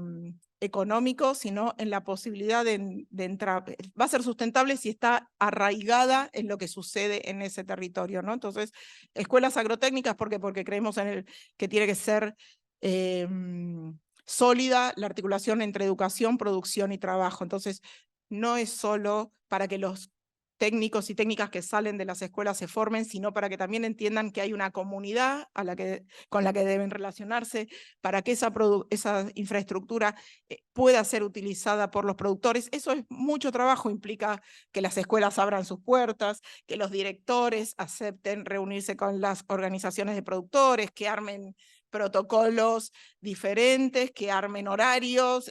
Cuando haces una unidad tambera en una unidad láctea en una escuela, bueno, el sábado y domingo también hay que abrir la escuela, ¿no? Porque no hay forma. Bueno, todo eso implica un Estado que solo entiende la posibilidad de la democratización. Cuando hablamos de la democratización de nuestro sistema productivo, es de este modo, ¿no? Es en territorio, es esto como, bueno, recordando un poco a Kush, ¿no? Son políticas situadas. Eso es como lo que creemos que modifica realmente, o parte de lo que hay que hacer sin duda para garantizar que podamos construir una soberanía alimentaria. Eso. Verde el aplauso. Bueno, venimos bien con los tiempos. Estamos en las 19:28 y quedan los últimos 30 minutos para hacer preguntas. Así que, bueno, a ver, vos tenés ahí, eso, ¿funciona ese? A ver, ¿se prende? Bueno, gracias, Mili. Hay un recorrido, digo, cada cosa que vas diciendo, estoy pensando todo lo que escribimos en conjuntos, ¿no? Digo, y todo lo que nos falta escribir. Digo, empiezo por el final, digo, excelente, hay muchos comentarios para los tres, así que muy agradecidos. Después tenemos un compañero que pregunta dónde se puede consultar las convocatorias para este programa, si hay alguna página web o algún Instagram, ¿sí? Después nosotros lo podemos subir también a las páginas nuestras. Hay un comentario de Darío, dice que es muy importante, sería acompañar los proyectos educativos de la escuela agraria. Lo escribió antes que comentaras lo que estabas diciendo, así que calculo que ya está un poco mejor ahí explicado. Lo tengo a Facundo Galvani, que lo dejamos el otro día. Vos no, hoy sí, déjame que lea y te paso. Ahí va. También Lizárraga nos cuenta que es muy importante lo que estás diciendo. Desde su punto de vista, se deben crear 5 o 6 polos productivos en el país y descentralizar lo que ya está. Digo, es una propuesta que muchas veces hemos especulado, ¿no? Pero que otros especulan más que nosotros sobre el tema. En lo que se refiere a trata de personas y a nivel nacional, las principales causas de denuncia son redes de prostitución y trabajadoras rurales, en zonas de ruralidad, entiendo. Lo comenta Darío Alberto Jiménez. Después teníamos otros comentarios, bueno, esto era más en la etapa donde estabas hablando, Ernesto, que es que no somos capitalistas, esta gente atesora como la Edad Media. Digo, el comentario de un CEO de estos días que hubo en un congreso internacional quedó clarito. Digo, hay que golpear para que sigan ganando plata ellos, no es por ahí. O por lo menos no es nuestra propuesta, ¿no? Digo, los datos sobre el acopio, ¿es un estimativo o es lo que declaran las industrias? Pregunta Cecilia. Cecilia tiene varios comentarios que después si querés te los paso y se los contestás de a uno. ¿Querés ir armando? Los datos de acopio, los que están son los del MAGIP, pero son en base a datos de la AFIP. Lo que pasa es que no discrimina industria, de exportador y de productor. Pero sabemos que la industria es el exportador. Entonces, ahí hay que entender el mecanismo, porque a veces el productor deja todo acopiado en la gran industria y solamente levanta el teléfono, pero ahí hay que discriminar, que es difícil, digamos, entre gran productor y pequeño, digamos, ¿no? Porque el pequeño generalmente, como muchas veces le escuchamos decir a Peretti, entrega todo al momento y el más grande como que tiene más espalda financiera, que ese es otro de los problemas que tenemos también en el agro, digamos, ¿no? Tener Yo siempre pienso en un banco agrícola, digo, porque es algo que ya se hizo acá, no es que estoy diciendo algo novedoso. Que porque financiar el sector agropecuario o hacer una máquina no es lo mismo. No lleva al mismo tiempo y está sujeto a diferentes cosas. La tecnología se puede hacer en un laboratorio, pero ir a campo y empezar a plantar y que te agarre un granizo, bueno, listo, ya está. Si perdiste la cosecha, perdiste la cosecha. Entonces ahí es donde tiene que entrar el Estado, como hacen los farmers norteamericanos, ¿no? Que le dan un cheque de $10.000 y listo. Produjiste mucho, produjiste poco, el cheque está. Entonces es importante, digo, tener en cuenta todos esos datos porque también tenemos que saber el nivel de ingresos que hay ahí. Por eso es importante, yo siempre pienso en una PH rural, pero bueno, dado como decías vos explicaba, como está todo concentrado, pero aún así no está mal tener un dato de qué es lo que pasa ahí, ¿no? ¿Cuál es el nivel? No es lo mismo el ingreso de la agricultura familiar que el de otros sectores que están más vinculados a la exportación, el acopio, digamos, industrialización. Te amplío lo que planteaba Cecilia. Dice que si existe alguna patente o código sobre estos hilos que se hablaban y si están georreferenciados, como para saber la ubicación de los mismos, y si se tributa de alguna manera sobre el almacenamiento, o es solo especulación, el guardado. Es una pregunta eterna. A ver, no es pecado acopiar, digamos, o sea, georreferenciado está, digo, o sea, si uno agarra el satélite, a mí me lo han mostrado, digo, ¿no? El gusanito. Pero bueno, ahí más depende de la voluntad de lo que se quiere hacer, digo, y me parece que lo que contabas vos, digamos, ¿no? En todo esto se necesita el Estado con técnicos preparados para el tema y más si son comprometidos, digamos, ¿no? Y eso es lo que tenemos que formar en las universidades. Sin universidad no tenemos trabajador calificado que vaya a hacer esto y que se comprometa realmente con esta situación para dar solución, digamos, ¿no? No, cobrar impuestos no. Que yo sepa por ahora no estamos cobrando impuestos sobre eso. No es una mala idea, pero no, si uno se pone a pensar en que siempre se necesita recaudación, ¿no? A futuro tener, ¿no? Y un aporte extraordinario como fue el aporte extraordinario que se hizo durante la pandemia. Bien. Ahora sí, ¿querés abrir el micrófono, Facundo? Hablando de técnicos comprometidos. Bueno, Vilma y a la mesa, yo soy Facundo Galvani, soy director regional de SENASA Chaco Formosa. La otra vez intenté saludar, pero éramos muchos hablando, así que ahora aproveché rápido y levanté la mano. Agradecer que, bueno, justo mencionaban, yo soy veterinario de la Universidad Pública también y esta formación complementaria que están brindando ustedes me parece fundamental para fortalecer la toma de decisiones, las opiniones acá en el territorio. Yo estoy en Formosa y quiero destacar también de un poquito de cada una de las charlas sobre la posibilidad de los trabajadores o de los productores, de los pequeños productores de tener acceso a la tierra. Es una variable muy importante que se ha trabajado mucho en la provincia por el Instituto Paipa, no sé si lo conocen, que es de la promoción de la agricultura familiar en Formosa y que han entregado el título de la tierra, han brindado una vivienda rural y también la conectividad, escuelas y capacitación en universidades más cercanas al territorio. Eso cambió los indicadores de la porcentaje de población que vive en la zona rural. Se invirtió de lo que era antes un 60% las ciudades y un 40% en los pueblos o en las zonas rurales. Hoy ese porcentaje se invirtió gracias a esa política, pero se basa en la entrega del título de la tierra de propiedad al pequeño productor y también una interacción con los municipios para poder comercializar los productos, y hay dos planes fuertes, que son Nutrir, que es un plan de abastecimiento a la población vulnerable con alimentos provistos por estos productores, y siempre el municipio colaborando en la comercialización, que está la cosecha, el arado de la tierra con los tractores del pueblo, y también, bueno, en ese sentido quería destacar que hay una realidad de lo que se habla en algunos lugares, y yo soy testigo de eso porque acompañamos ese proceso desde el SENASA que nos toca, que volvimos a las 14 regionales que nos habían sacado el macrismo, y que nos da la herramienta para estar junto con las fuerzas vivas del territorio, poder interactuar con los municipios,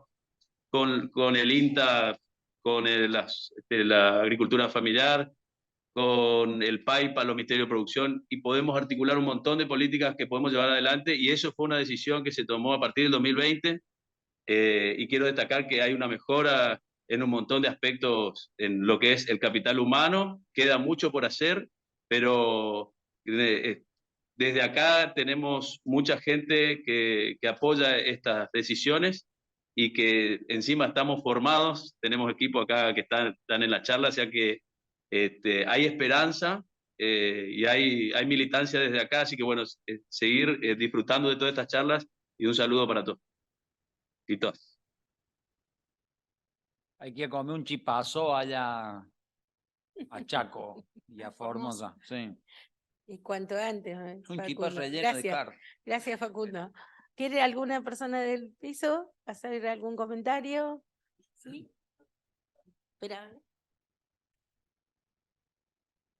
Bueno, mi nombre es Martín. Yo milito en una federación de cooperativas donde estoy trabajando con el cordón productivo de La Plata, que la mayoría son de origen boliviano, y lo que ellos producen, más del 50% es pérdida.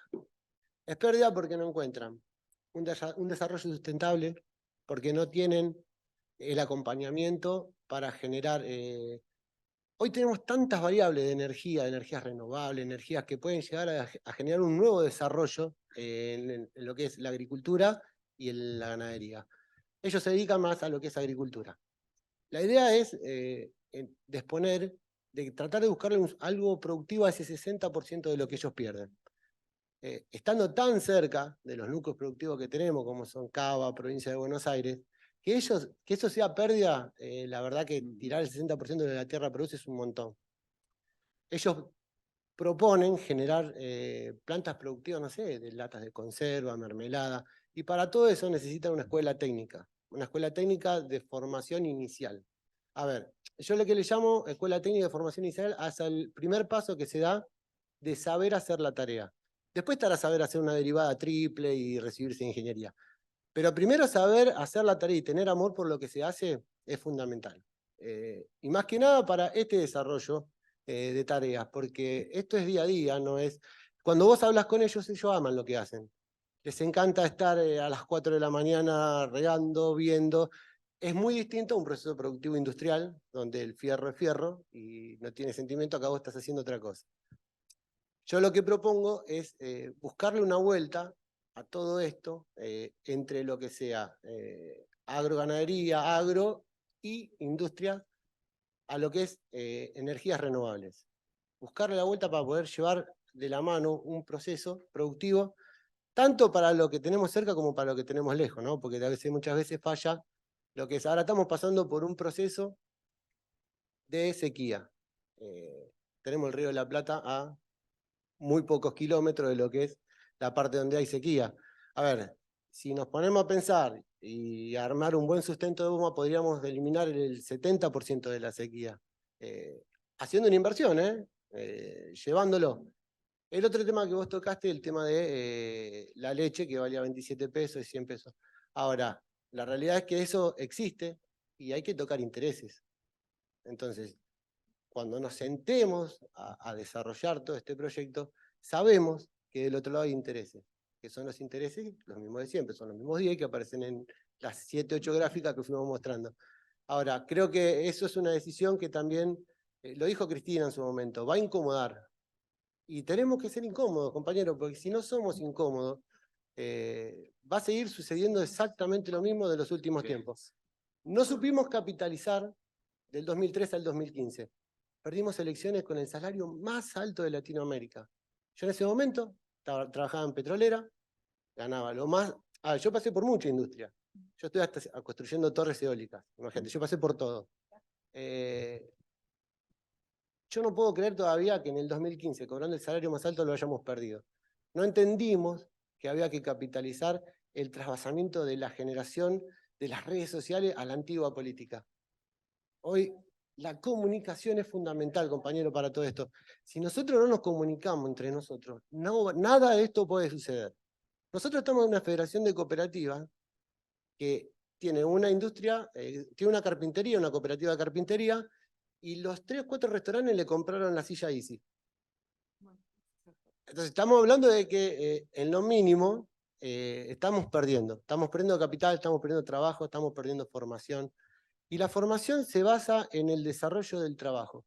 Yo lo aprendí trabajando en muchas industrias y teniendo ese sentido de pertenencia. Porque cuando vos llegás a un lugar donde tenés el escudo de tu club, tenés tu ropa, haces tu día a día, viste que a veces somos esclavos de la rutina. Bueno, sí.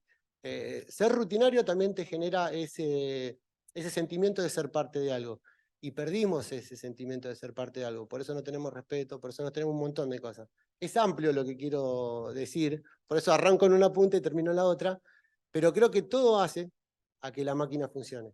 Porque si vos no tenés sentido de pertenencia con lo que haces, no podés producir, no podés consumir y no tenés sustento. Así que nada, esa es mi opinión, me encantaría ser parte de estos proyectos, poder aportar mi granito de arena y estoy para esto, acá sentado. Muchas gracias.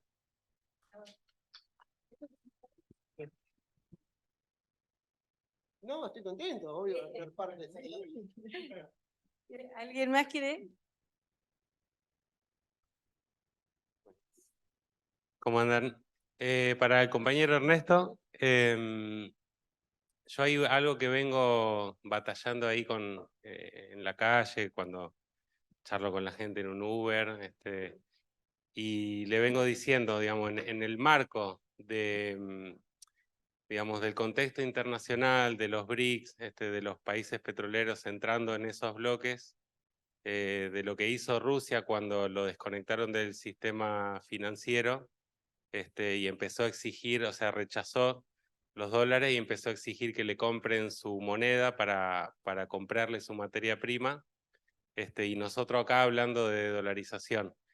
No sé si es ingenua mi pregunta, pero si nosotros dijéramos que no aceptamos más dólares a cambio de nuestras materias primas y que la vendemos en peso argentino, digamos, ¿qué proceso, qué camino hay ahí y qué viabilidad para llevar eso adelante? Digamos, ¿qué obstáculos, obviamente qué intereses? Pero eso vos lo ves muy lejano, es una cuestión además de la voluntad política en cuestiones técnicas, bueno, un poco en ese camino para fortalecer lo que hay que decir en la calle también. Compañero, qué pregunta. Tengo que contestar cortito, ¿no? A ver, el tema de la moneda ya empezó el proceso desde que China es el taller del mundo hoy. Esto es una tesis más amplia, he venido escribiendo un poco sobre esto. Como decía un poco Jauretche, acá el problema no es cambiar de collar, sino dejar de ser perro. Y en ese sentido, creo que yo no comparto la idea de economía complementaria. Entiendo que estamos con intereses fuertes y cruzados, y el peronismo a veces hace esto, digamos, tiene que pivotear entre dos centros económicos que tal vez hoy están en disputa, dieron un parate, pero porque también nosotros, a mí me llamó la atención, pero lo pongo de esta manera, ¿no?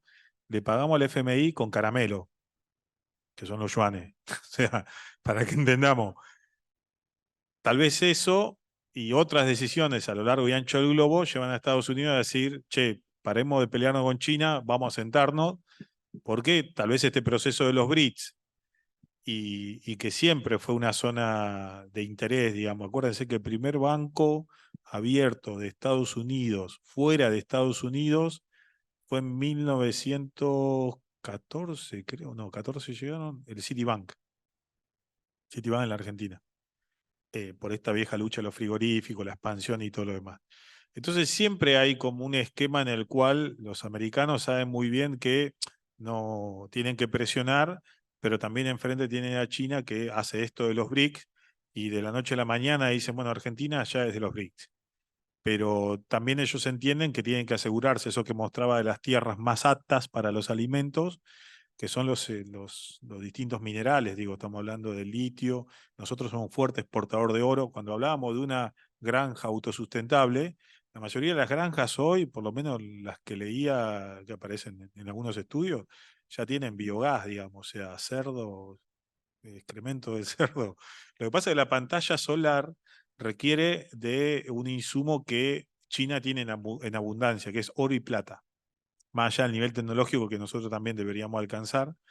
Hay determinados insumos que a la hora de pensar cómo armamos para que todos tuviéramos una pantalla solar, o una granja lo tuviera para ser autosustentable de alguna manera, o que pudiera trabajar de forma amigable, es una definición también que tenemos que ir pensando, digamos, a futuro. Pero creo que este momento con el tema de la moneda, es posible ir, ya con Brasil intercambiamos sin el dólar. No necesariamente tendría que ser el peso, pero con Uruguay creo que también en un momento tuvimos alguna que otra exportación, y eso viene de la época del Sucre, cuando Venezuela, Bolivia, Nicaragua, Ecuador habían decidido intercambiar entre bancos centrales, que se hace a un dólar teórico, y bueno, se define entre los técnicos del Banco Central a qué precio se intercambian las mercancías. ¿Es posible? Y yo creo que sí. Y más porque China ya anunció que el año que viene las instituciones financieras del BRICS tienen que presentar el plan por el cual se respetan las monedas nacionales, pero se va a otra moneda común al BRICS, que no sabemos qué va a ser, pero en 2024 eso ya va a ser una propuesta, lo dijo el presidente de China, así que me imagino que ya están todos trabajando para eso. Ahí tenemos a Darío, la última persona, y después con esto ya cerramos, ¿les parece? Abrí, Darío, gracias. Hola, buena tarde. ¿Se me escucha bien? Hola, hola. Ay, gracias. Bueno, nada, algunas reflexiones cortitas respecto de lo que fuimos charlando y lo que aportaban algunos compañeros, compañeras en el chat, digamos. Bueno, para empezar por ahí, el enfoque también de la charla anterior, que tiene algunas coincidencias con este, que a mí me parece que, con todo respeto, ¿no? Pero la actividad agropecuaria argentina de ninguna forma es la región pampeana, digamos, ¿no? O sea, podemos reconocer que es la parte económica que más divisa genera por el cuadro que mostraban, pero ahí no se agota la actividad agropecuaria argentina de la región pampeana. De la misma forma que el gaucho no es la síntesis de la argentinidad, digamos, ¿no? No podemos pensar la identidad de Cuyo, la identidad del NEA resumida en el gaucho pampeano, ¿no? Me parece que nos pasa un poco eso, como que se nos gauchiza el asunto, digamos, o lo que sucede en la Patagonia, ¿no? Y por ahí como una reflexión también es, bueno, ya pasaron 50 años de la Revolución Verde hasta acá, en que las tecnologías aplicadas en el agro iban a resolver el problema del hambre, y digo, nosotros acá en la región pampeana, con lo que decía el gráfico, ¿no? Estando entre las naciones con mayor cantidad, con determinada cantidad de superficie fértil, hemos estado produciendo cereales, principalmente cereales, exportados en dólares, y de los cuales ni siquiera hemos estado formando precio después de todo este tiempo, como ya dije en la charla pasada, el agotamiento paulatino de la materia orgánica en el suelo, tal vez una de las principales características para la fertilidad, ¿no? Entonces digo, ¿a quién le hemos estado haciendo el juego todo este tiempo? Digo, bueno, seguramente a gran parte de la población de la región pampeana que se pudo dedicar a la producción de grano, durante algunas décadas le habrá ido mejor, durante otras le habrá ido peor. Pero digo, después de 50 años, ¿qué nos queda como saldo? Y bueno, no sé, yo, ¿no? Cuando pienso la cantidad de millones de litros, de hectáreas de agroquímicos que se usan, el desarrollo de la maquinaria, ¿no? Bueno, no sé, preguntas que me hago después de pensar, bueno, ¿quién ha tenido la tierra y a qué hemos dedicado el uso del suelo, ¿no? ¿A qué producciones?